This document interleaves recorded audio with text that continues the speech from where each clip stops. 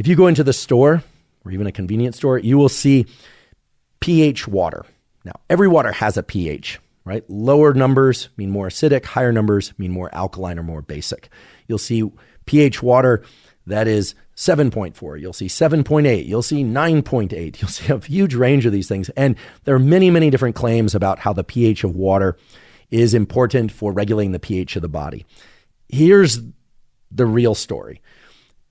The pH of your body, that is the pH of the cells at different locations in your body, is strongly, strongly homeostatically regulated.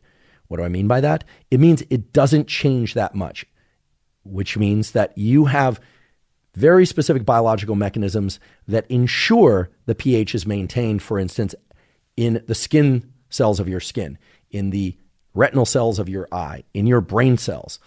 Now, it is true that across the body, different cells and tissues have fairly widely varying pH. It has been said that the pH of bodily tissues is generally between 7.2 and 7.4. However, if you were to look at the pH of your gut, and keep in mind that your gut is not just your stomach, your gut is the entire pathway ranging from your throat all the way down to where you excrete things out of your body. That entire pathway has different pH levels depending on where you are along the gut and intestinal pathway. And in fact, having much lower, that is more acidic pH at certain locations along your gut pathway is what allows those gut microbiota, those little microorganisms of which you have trillions that are important for regulating everything from neurotransmitter production to hormone production, that allow them to flourish and do well.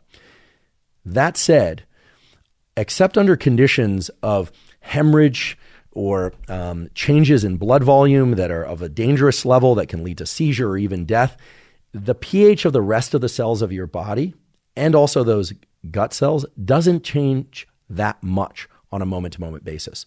So if somebody tells you that you should drink alkaline water or alkalized water, as it's sometimes called, in order to keep your body more alkaline and less acidic, there is essentially no basis for that at a macroscopic level or even at a local level.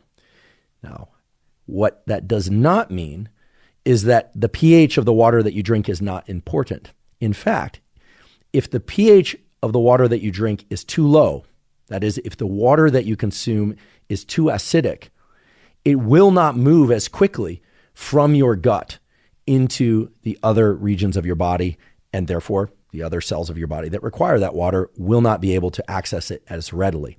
You've probably experienced this if you've consumed certain water and it feels like it's sloshing around in your stomach, or it feels like it's just somehow staying there, or you feel its presence more, not just as volume, but it's almost as if you can feel the little waves of water along the inside of your gut. Now, sometimes that can relate to temperature, but oftentimes that can relate to the pH of that water. And it turns out it is true that water that is more alkaline, that is pHs of 7.4 or higher, can move more readily across the aquaporin channel. And in terms of absorption of water from the endothelial lining and the other cell type lining of your gut into the rest of your body, it is true that higher pH water, provided that pH isn't too high, is going to be absorbed more quickly, which partially explains why some people have an affinity for this higher pH water. Now, this is not to say that you need to consume high pH water in order to hydrate your body properly. I want to be very clear about that. However, if you are interested in what the value of elevated pH water is, it largely has to do with this accelerated absorption. There is also growing evidence that it can adjust the function of certain cells that are within your immune system and thereby reduce certain inflammatory responses. So I realize as I'm saying this, some people out there are probably thinking, oh no, this guy's like a pH water proponent. He's saying we have to drink alkaline water or buy very fancy water. Now, I want to be clear, that is not what I'm saying. And I'm also not saying that you need to purchase very expensive water in order to derive the maximum benefits from the water that you drink. It turns out there are a few things that you can do by way of temperature and by way of filtering water, and a few other tricks that I'll tell you a little bit later that will allow you to increase the absorption rate of water in the gut, which turns out to be a very interesting but also potentially important thing to do for not just reducing inflammation, but also making sure that you're getting proper hydration of different cell types in your body including rapid hydration of your brain cells, which can greatly enhance cognitive function.